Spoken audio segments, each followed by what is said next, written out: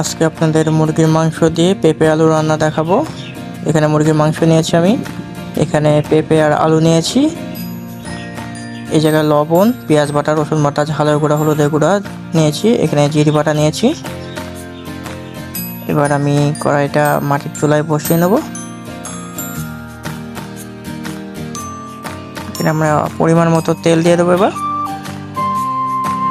তেলটা দেওয়ার পর এবারে এই জায়গায় আমি দারচিনি, এলাচ এগুলো দিয়ে দেবো তেলের উপর। তারপরে এখানে মশলাগুলো দিয়ে দেবো।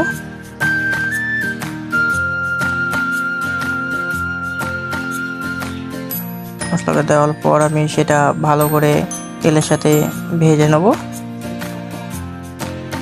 ভাজা যখন হয়ে যাবে এই জায়গায় আমি অল্প পরিমাণ পানি দিয়ে দেবো মশলাটা কষিয়ে নেওয়ার জন্য।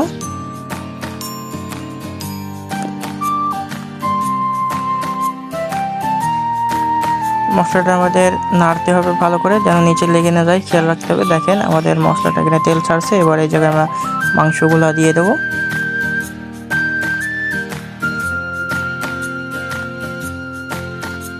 যে মুরগির মাংসগুলো ছিল সেগুলো আমি দিয়ে নিলাম। নিয়ে মশলার সাথে ভালো করে এটা মাখিয়ে নিতে হবে।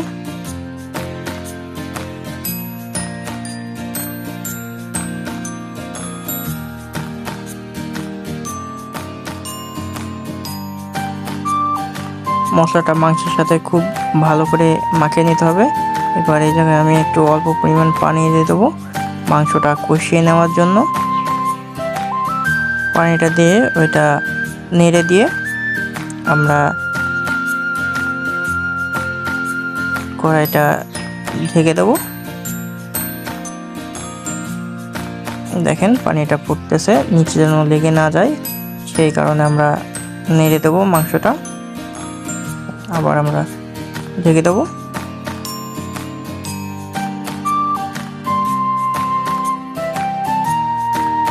খেয়াল রাখবেন যেন লেগে না যায়, এর জন্য একটু মাঝে মাঝে নেড়ে দিতে হবে।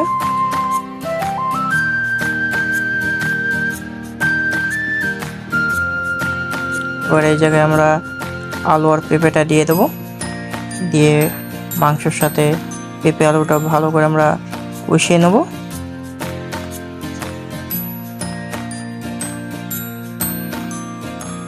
ভালো করে আমরা পেঁপে আলু মাংসটা মাখিয়ে নেব। এবার আমরা ঢেকে দেবো।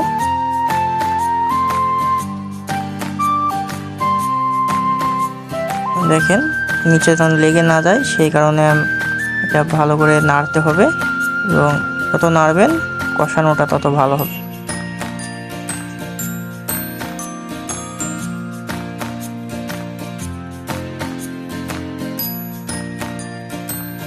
এবার এই জায়গায় আমরা পরিমাণ মতো পানি দিয়ে দেবো।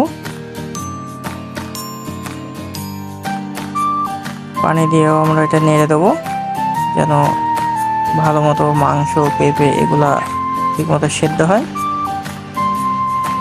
এবার আমরা ঢেকে দেবো। দেখেন পানিটা খুব সুন্দরভাবে ফুটতেছে। আমাদের এটা নেড়ে দিতে হবে বারবার যেন নিচে লেগে না যায়। এবার আমরা ঢেকে দিলাম।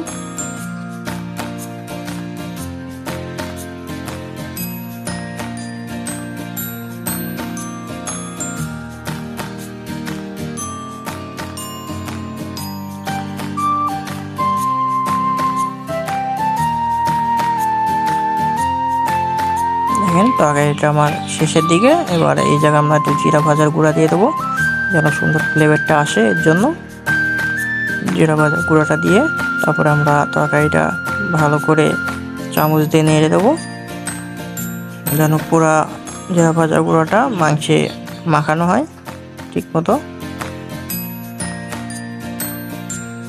দেখেন মাংস রান্না আমার কমপ্লিট। এবার মাংসটা আমি নামিয়ে নেব। রান্নাটি ভালো লাগলে একবার রান্না আরও পেতে চাইলে চ্যানেলটা সাবস্ক্রাইব করবেন। ধন্যবাদ।